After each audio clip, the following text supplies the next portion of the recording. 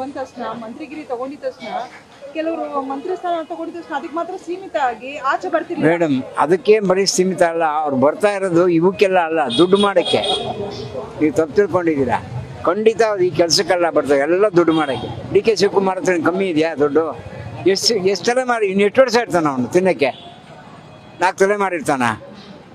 ಆ ದುಡ್ಡು ಯಾರ ಪಾಪಿ ಗಳಿಸಿದ ಪರದೇಶಿಗೆ. ಏನ್ ಮಾತಂತ ಹೇಳಿದ್ರಿ ಸರ್ ನೀವು?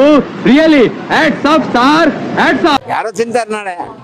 ಬೇಜಾನ್ ತಲೆಮಾರು ಕುತ್ಕೊಂಡು ತಿನ್ನೋಷ್ಟು ಮಾಡ್ಕೊಂಡ್ಬಿಟ್ಟಿದ್ದಾರೆ ಅಂತಾರೆ. ಧಾರಾಳವಾಗಿ ನಮಗೆ ಗೊತ್ತಲ್ಲ. ಇವತ್ತು ಬಂದಿದ್ದೀರಲ್ಲ ತಿರುಗಿ HMTದು ಕುಮಾರಸ್ವಾಮಿ ಅವರೇ ಕಂಪ್ಲೀಟ್ ಹಿಸ್ಟ್ರಿನೇ ಕೊಟ್ಟಿದ್ದಾರಲ್ಲ. HMTದೆಲ್ಲ ಈಚೆ ಬಂದರೆ ಸಾಹೇಬರು ಒಳಗೋಗ್ಬೇಕು. ನನ್ನನ್ನು ಕಳ್ಸೋಕೆ ನೋಡ್ತಾ ಇದ್ದಾರ. ನೀವು ಮಾಡಿರೋ ಕಳ್ಸೋಕೆ ನೋಡೋದೆ ನೀವು ನ್ಯಾಯ ಮಾಡಿದ್ರಿ. ಒಂದ್ ಯಾವ್ದಾನ ಎಕ್ಸಾಂಪಲ್ HMTದು ಅಲ್ಲಿ ಜಾಗ ಫ್ಯಾಕ್ಟ್ರಿ ಕ್ಲೋಸ್ ಆಗಿತ್ತು. ಕ್ಲೋಸ್ ಆದಮೇಲೆ DLFನವ್ರಿಗೆ ಮಾತುಕತೆ ಆಡ್ಬಿಟ್ಟು ಇವನು ಜಾಗ ಕೊಟ್ಬಿಟ್ಟ. ಅಲ್ಲಿ ಬಿಲ್ಡಿಂಗ್ಗಳು ಕಟ್ಟಿ ಸೇಲ್ ಆಗೋಗಿದೆ. ಈಗ ಒಳಗಡೆ ಪ್ರಾಬ್ಲಮ್ ಕ್ರಿಯೇಟ್ ಆಗಿದೆ. ನೀವು ಹೇಳಿದ್ರಲ್ಲ ಏನು ಅಂತ, ಇವಾಗ ಪ್ರಾಬ್ಲಮ್ ಕ್ರಿಯೇಟ್ ಆಗಿದೆ ಅಲ್ಲಿ. ಹಳೆ ಕಂಪ್ನಿ ಇವತ್ತು ಕುಮಾರಸ್ವಾಮಿ ಹೇಳಿದ್ರು ಅದನ್ನು ಓಪನ್ ಮಾಡಬೇಕು ಅನ್ನೋ ಮನಸ್ಸೋಚನೆ ಇತ್ತು ಅವ್ರಿಗೆ. ಇವ್ರು ಹಾಳು ಮಾಡ್ತಾ ಇದ್ದಾರೆ. ಓಲಿ ಗೌರ್ಮೆಂಟ್ ಬಂತಲ್ಲ, ಯಾರಿಗೆ ಕೆಲಸ ಕೊಟ್ಟಿದ್ದಾರೆ? ಮನೆ ಪ್ರಾಬ್ಲಮ್ ಸಾಲ್ವ್ ಮಾಡಿದಾರಾ? ಎಲ್ಲ ಕಡೆ ವೇಕೆನ್ಸೀಸ್ ಇದೆ, ಎಲ್ಲೂ ಫಿಲ್ ಆಗಿಲ್ಲ. ಯಾಕೆ? ಕ್ಯಾಬಿನೆಟ್ ರಚನೆ ಆಗಿಲ್ಲ. ಮಾಡೋಕ್ಕಾಗಲ್ಲ. ಅವನು 3 ತಿಂಗಳೊಳಗೆ ಅವನು ಹೋಗ್ತಾನೆ. ಖಂಡಿತ ಮಾಡೋಕ್ಕಾಗಲ್ಲ. ಒಂದು ಕಡೆ ರಾಹುಲ್ ಗಾಂಧಿ ಕೂಗಾಡ್ತಾನೆ, ಒಂದು ಕಡೆ ಸಿದ್ದರಾಮಯ್ಯ ಕೂಗಾಡ್ತಾನೆ, ಒಂದು ಕಡೆ ಖರ್ಗೆ ಕೂಗಾಡ್ತಾರೆ. ನನ್ನ ಕ್ಯಾಂಡಿಡೇಟ್ ಯಾವ ಕ್ಯಾಂಡಿಡೇಟ್ ತಗೋಬೇಕು ಅವನು? ಯಾಕೆ ಈ ಕಠಿಣ ಪರಿಸ್ಥಿತಿ? ಅದು ಅವ್ರು ಮಾಡ್ಕೊಂಡಿರೋದು. ಈಗ ಅವರೇ ಹೇಳ್ತಿದ್ದಾರೆ.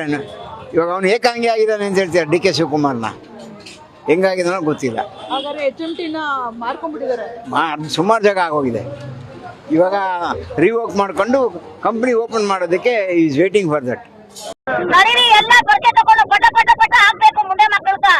ಕುಮಾರಸ್ವಾಮಿ HMT ಅಂದ್ರೆ ಇಡೀ ಇಂಡಿಯಾ ಆಗಿದ್ದು HMT ಎಷ್ಟು ಫೇಮಸ್ ಇತ್ತು. Even Visvesvaraya iron and steel Bhadravati ಕೂಡ ರಿಓಪನ್ ಆಗಬೇಕು. It's a very big factory and very long back factory. ಅದು they are running a very good amount in that. ಗೌರ್ಮೆಂಟಿಗೆ ಒಳ್ಳೆ ರೆವಿನ್ಯೂ ಇತ್ತು, ಅದನ್ನು ಹಾಳು ಮಾಡಿದ್ರು. ರಾಜಕೀಯನ ಈ ತರ ಪರ್ಸನಲ್ ಆಗಿ ತಗೊಳ್ಳೋದು ತುಂಬಾ ಕಷ್ಟ ಆಗುತ್ತೆ. ತಗೊಂಡೇ ತಗೋತಾರಲ್ಲ ಮೇಡಮ್. ನಾವು ಹೇಳಿದ್ರೆ ಕೇಳ್ತಾರಾ? ನಮ್ಮ ದೇಶ ರೀ, ನಾವು ಕೊಟ್ಟಿರೋ ದೇಶ ಇದು. ಇವತ್ತು ನಾನು ಯಾರು ನನ್ನ ಮನೆ ಗೊತ್ತಾಗ್ಬೇಕಾದ್ರೆ ಬೆಳಗ್ಗೆ ನಾನು ಡಿ ಕೆ ಶಿವಕುಮಾರೇ ನಾನು ಹುಡುಗನ ಕಳಿಸ್ಬಿಡ್ತಾನೆ ನಮ್ಮ ಮನೆ ಹತ್ರ. ನೋಡ್ಕೊಂಡ್ಬಂಡ್ರ ಅಂತ ಈ ಥರ ಲ್ಯಾಂಗ್ವೇಜ್ ಬರುತ್ತೆ ನಮ್ಗೆ. ಯಾಕೆ ಇದು?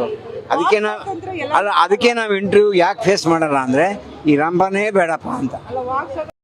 ನನ್ನ ಮೇಲೆ ನಿನ್ಗೆ ಯಾಕೆ ಇಷ್ಟು ದ್ವೇಷ? ನಾನು ಏನು ತಪ್ಪು ಮಾಡಿದ್ದೀನಿ?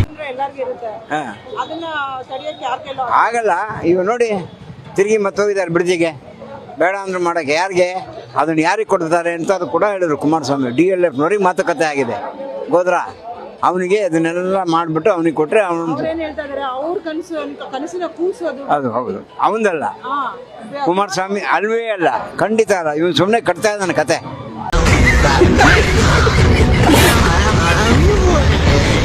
ಈಗ ಕಮ್ಯುನಿಟಿ ಒಂದೇ ಇರೋದ್ರಿಂದ ಅವ್ರವ್ರಿಗೆ ಇದ್ದೇ ಇರೋದು ಬಿಡಿ. ಎಗನೆಸ್ಟದು ಯಾವತ್ತೂ ಅಷ್ಟೇ ಹೇಳ್ತಾರಲ್ಲ, ಅವ್ರವ್ರಿಗೆ ಆಗಲ್ಲ ಅಂತ.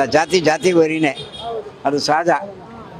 ನೀರಿಗೆ ಪಾಚಿ ವೈರಿ, ಜಾತಿ ವೈರಿನೇ. ಏನು ಮಾಡೋಕ್ಕಾಗಲ್ಲ. ಇಷ್ಟು ಹೇಳಕ್ಕೆ ಇಷ್ಟಪಡ್ತೀನಿ. ಓಕೆ ಫ್ರೆಂಡ್, ಬಾಯ್.